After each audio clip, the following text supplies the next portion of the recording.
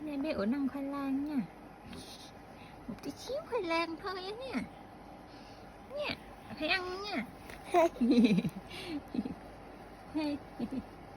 Nè, cho hưởng chút xíu chút nè.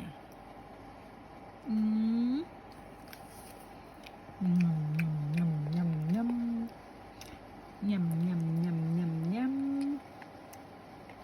nhầm ra đi, nhầm ra đi, được không? Ổng á, gì vậy? Ổng áp không? Sao vậy? Ngọt mà, sao? Ăn được hả? Sao con ăn được hả?